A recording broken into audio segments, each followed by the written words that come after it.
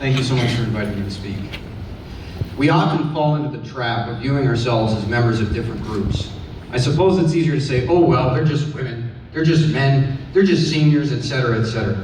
It's easier to say that than admitting the truth to ourselves, that we are all one people.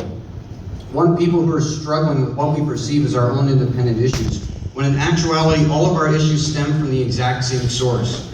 Poverty, inequity, injustice, poor healthcare. All of these problems are symptoms of a broken economy. And the reason we have a broken economy is because we no longer have a free market. We no longer have freedom. The reason many of you are here tonight is because, like me, you also feel that we need a change. However, real positive change will not come from business as usual. It will not come from the government. It will only come when we stop looking at our differences and start looking at what we all have in common.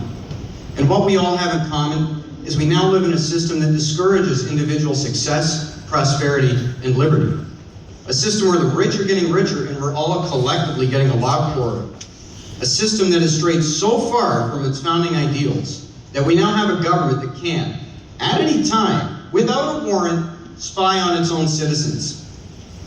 Now, historically, when economies are broken, the people often turn to socialism, regulation, and government as a solution, as real change. However, they fail to realize that these are, in fact, the very things that cause the problem. I mean, this idea, get the 1%, is an excellent example of how we're being manipulated into class warfare and socialism. What we need to understand is, everyone, including the 1%, has been paying more than their fair share, and things just are not working.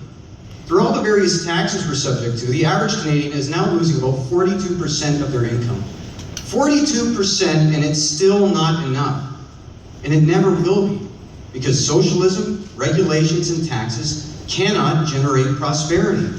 The only way we've ever found to create prosperity in the entirety of human history is to give people social and economic freedom, to give people a free market and let them generate prosperity for themselves and for their communities.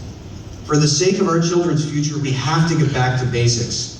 We have to get back to our founding ideals. That is, a society based on freedom, liberty, and the rule of law. That's why tonight the answers I'm going to give to your questions are going to be a little different than what you're used to hearing. I'm going to try to address the underlying issues instead of just the symptoms. And it's my hope that all of you will join me in this election to reclaim what once made us the true North, strong and free. That you'll join me in the reclamation of liberty and freedom. Thank you.